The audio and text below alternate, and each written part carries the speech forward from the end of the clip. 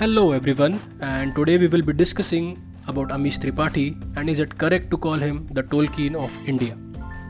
First of all, for those of you who don't know who Amish Tripathi is, he is the author of Shiva trilogy and the Ramchandra series which he is currently working on. He has also written a non-fiction book, Immortal India, and a standalone fiction book, Suhel Dev, the King Who Saved India. Amish Tripathi has a huge fan following in India, majority of his fans being young people. With over 5.5 million copies of his book sold, he is one of the biggest names in India when it comes to English novels and literature.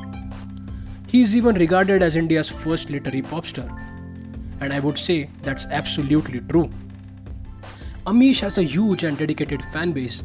When Amish first came out with his book, The Immortals of Meluha, it got popular pretty quickly. His book was discussed all over the social media and many big newspapers gave it excellent reviews too. And I think this was because no other author had attempted what Amish had done, and it was new as well as interesting for the audience. After him, many others followed with the books on Indian mythology, but none of them had an impact as huge as Amish.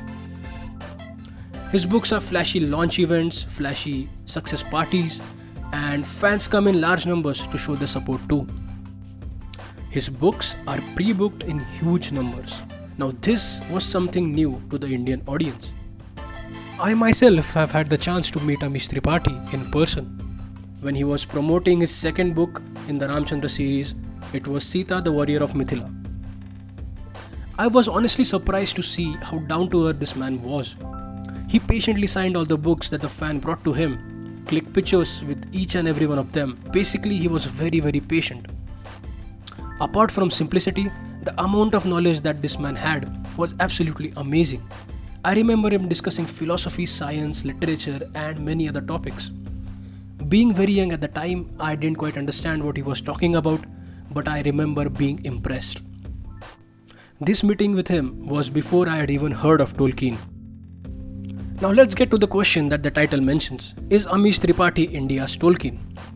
Now for those of you who are wondering where is this question coming from, Business Standard, a very reputable Indian newspaper, in its praise for Shiva trilogy, wrote, and I quote, Amish is India's Tolkien. I believe this is where it started. Fans started comparing him to Tolkien.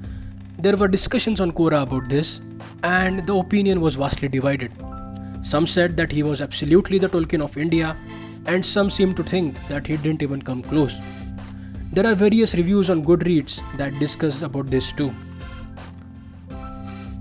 Before reading Tolkien, this particular comment meant nothing to me. I just read it, and my 14-year self was happy that Amish was being compared to some legend in Western literature. Then after reading several authors like Brandon Sanderson, H.G. Wells, J.R.R. Tolkien, I became more mature as a reader. And I noticed that the comment which my 14-year self was so happy about was absolutely wrong. So here's the answer. No, Amish is not India's Tolkien. Now don't get me wrong here. I absolutely love what Amish does. But he is definitely not India's Tolkien. The question that we must ask, according to me, is, does he even want to be India's Tolkien? Does his writing style and the way that he has matured as an author suggest that he is in any way trying to follow Tolkien? The answer is no.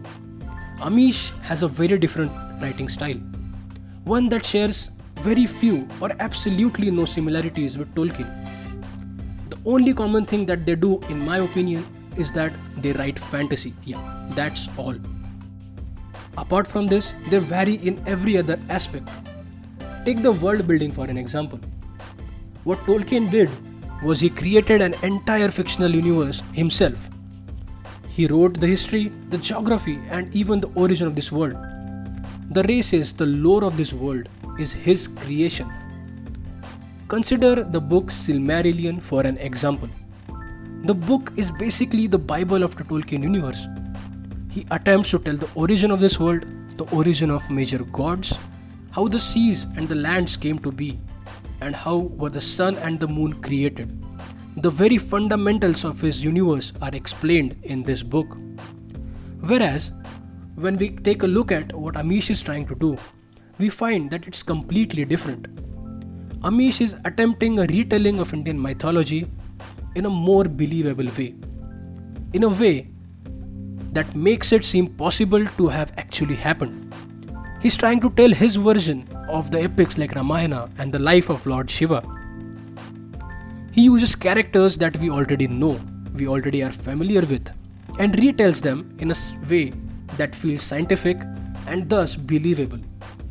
And that's what his biggest strength is. The audience is absolutely loving his attempt, and he is going strong with his new Ramchandra series. I myself am loving the alternative version of Ramayana. Speaking about his writing style, Tolkien's books are filled with poems and songs. His prose varies widely from The Hobbit to Silmarillion. He gets very difficult to read at times. If you compare his prose from Hobbit to Silmarillion, there is a vast difference. And it's obvious because The Hobbit was meant to be read by children and the Silmarillion is not even easy for adults. The way he uses the language though is simply stunning. Also, he has this habit of giving several names to a single character. Now that's nothing major, but just a fun observation. Amish, on the other hand, keeps his words simple. A new reader would not have problems to read his books. Also, his writing style does not vary that much, at least not the way Tolkien's does. What I feel is, comparing the writing styles of these both is highly unfair for Amish. Amish is fairly new in the game. He has a long way to go yet, and an author develops and improves in the process as he writes. He has definitely matured and improved as a writer, and I'm sure it will only get better from here. Now let's talk about the impact. The impact these two authors had on the world, on the literary world, and even other fields. Now we all are aware the impact that J.R.R. Tolkien had on this world. Not just the literary world, but also in entertainment industry, as well as in education. His books inspired 3 amazing blockbuster movies that won a total of 16 Academy Awards. It is also a common saying that the only book that has sold more than Lord of the Rings is the Bible. So we can see that Tolkien has had a pretty huge impact on literary world, and his literature has had time to have that impact. Now when we talk about Amish, Amish has also had a huge impact on the Indian publishing industry, Indian readers, and Indian English literature. There are also many rumors floating around about a big budget Bollywood movies based on his books. Again, the impact of his literature with time will only grow. It's amazing to see how much he has achieved till now in such a short period of time. Now lastly, will Amish attempt to create his own fictional universe in the future? I think not. I think that he will stick to what he is currently doing, and to be honest, I hope he does. Because I want to read his version of the epic Mahabharata too. And he surely has plans to write it. He even mentioned it at the end of his 3rd book of Shiva trilogy, The Oath of Vayuputras. So those are my thoughts on the comparison of Amish and Tolkien. Also, I'm planning to do a review and a recap of the first 3 books of the Ramchandra series, mostly because the release of 2 books have a long gap between them and we tend to forget the details. So those videos will help you to brush up the story and you'll be ready for the 4th book whenever it comes out. So stay tuned for that, and thanks a lot for watching.